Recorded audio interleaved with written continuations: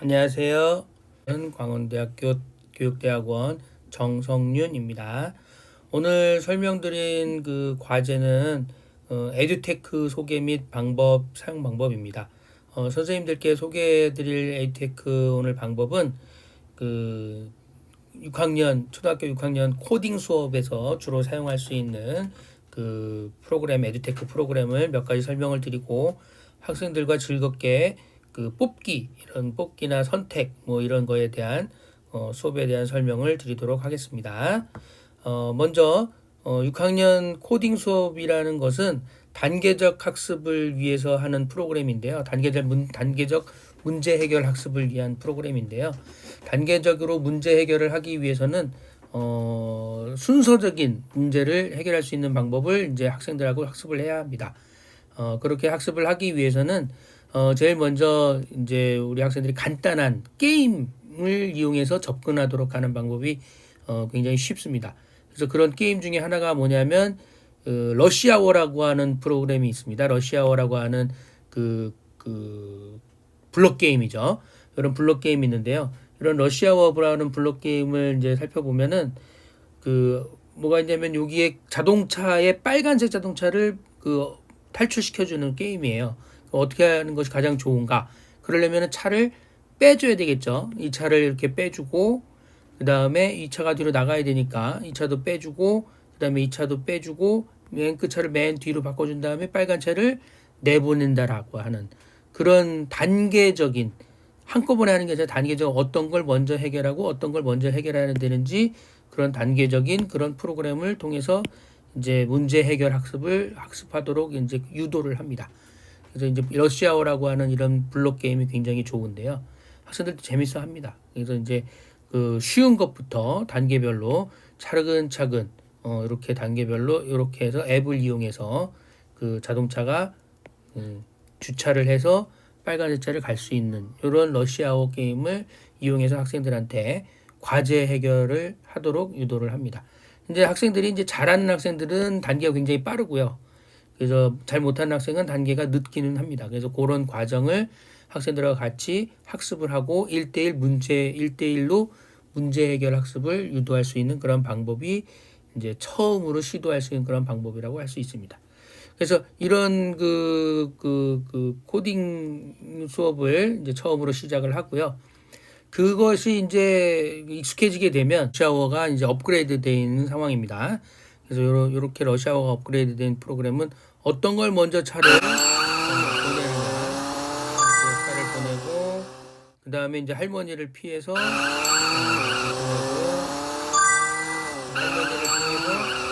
차근차근 어떤 차부터 먼저 내보내느냐 이런 것이 러시아어의 업그레이드 판이죠. 이런 업그레이드 판을 통해서 학생들이 즐겁게 수업을 할 수 있도록 유도를 하게 됩니다. 그 다음 단계가 이제 잘 알고 있는 하노이 탑의 단계가 되겠습니다. 하노이 탑 아시죠? 이제 이렇게 하노이 탑 3개의 디스크를 다른 곳에 그 폴에다가 옮기는 것이 이제 그 단계입니다. 좀 어렵습니다. 왜냐하면 학생들이 이런 단순한 단계가 절차적인 절차적인 문제 해결이 익숙해질 수 있도록 굉장히 좀 트레이닝 훈련이 필요한데요.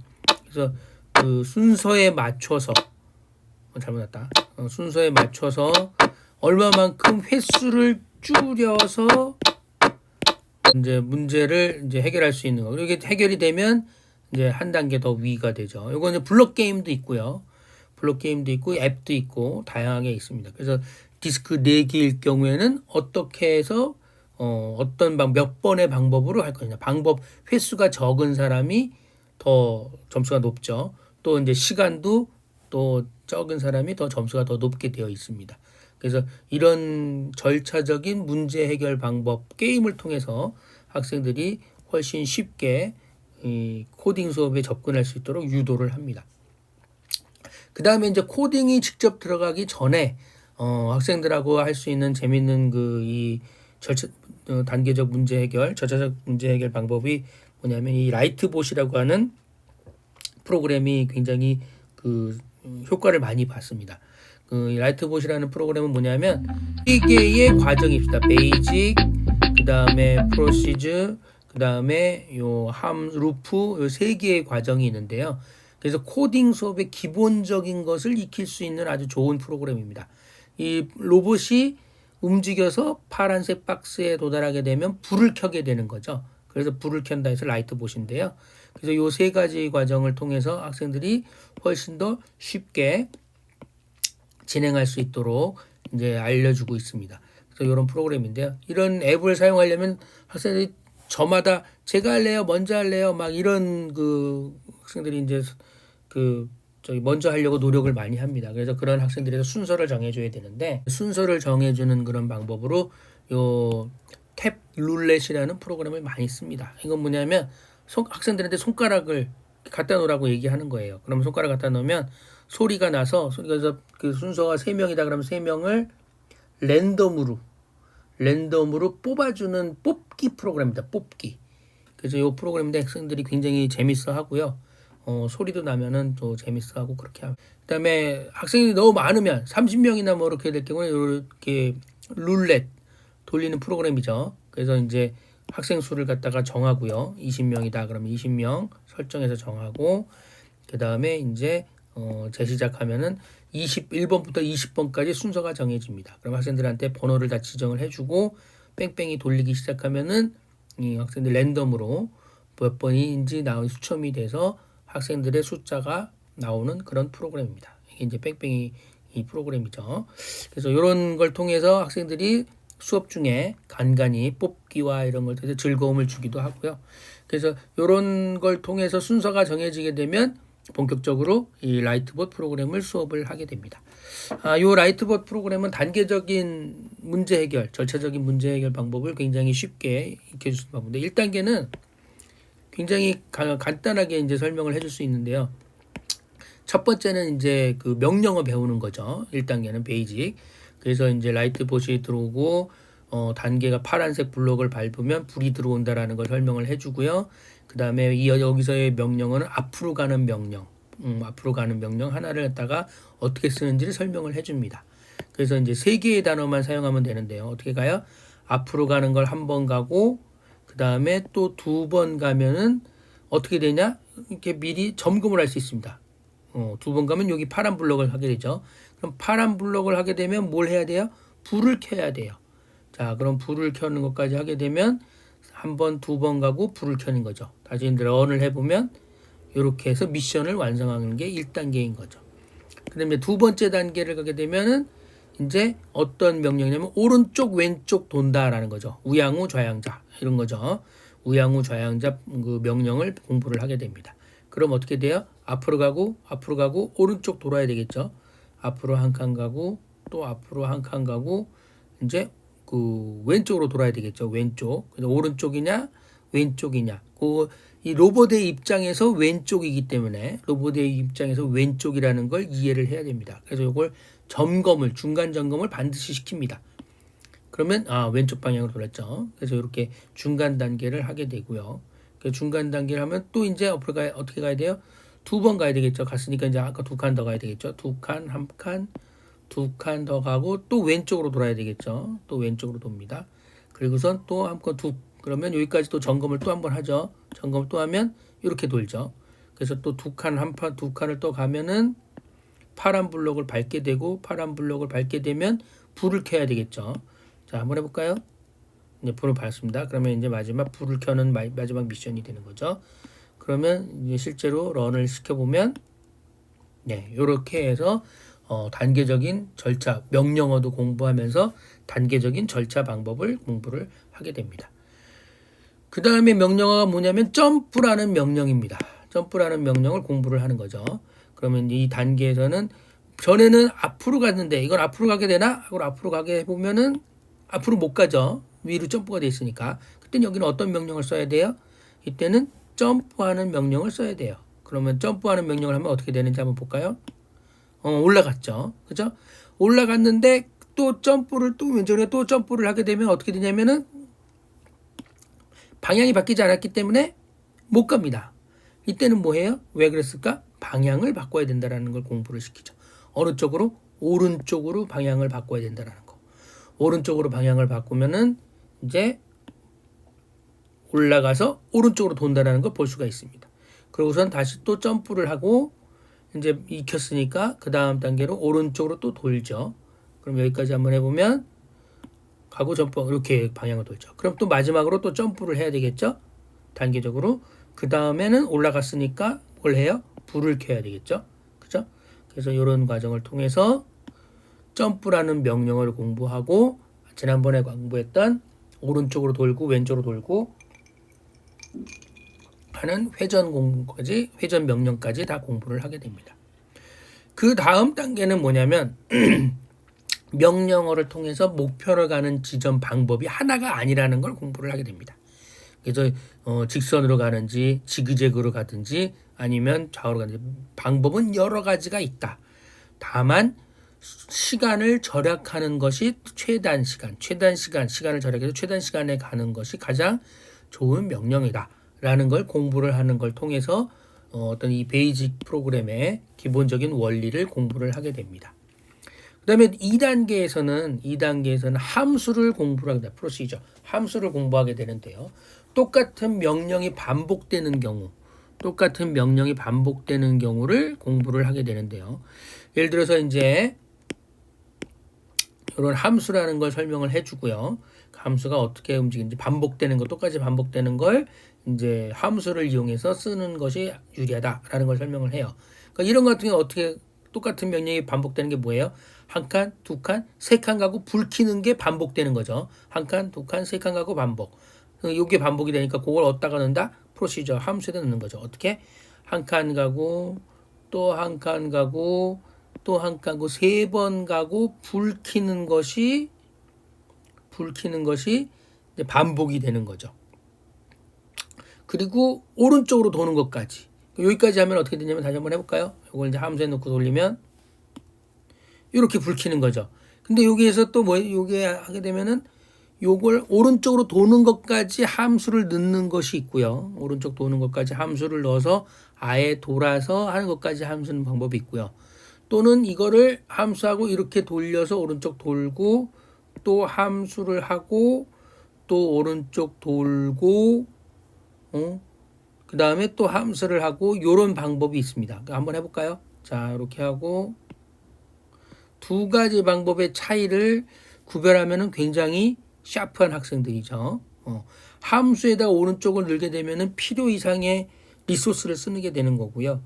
함수에다가 오른쪽만 넣게 되면은 적절한 어떤 그 리소스를 갖다가 아껴서 쓸 수 있는 그런 방법이기 때문입니다. 그래서 요거 나중에 이제 나중에 이제 이야기긴 하지만 하여튼 그래서 요런 과정을 하게 되죠. 그래서 함수를 넣고 오른쪽 돌고 또 함수를 하고 또 오른쪽으로 돌죠. 그럼 여기까지 한번 해보면 오른쪽 돌았죠. 그 다음에 마지막에 함수만 하나만 넣으면 깔끔하게 마무리가 됩니다. 네, 이렇게 됩니다. 친구들이 뭐 얘기를 해요. 오른쪽을 또 더 집어넣으면 안 되나요? 안 되는 건 아니죠. 도는 건 도는데 이제 문제는 거기에 하나의 명령을 더 쓰게 된다는 거죠. 리소스를 하나를 더 쓰게 된다는 그런 그 차이가 좀 있기는 합니다. 자, 이렇게 해서 이제 함수가 이제 사용하게 되고요. 3단계는 이제 함수를 반복하면서 계속 무한 루프 돌리는 거예요.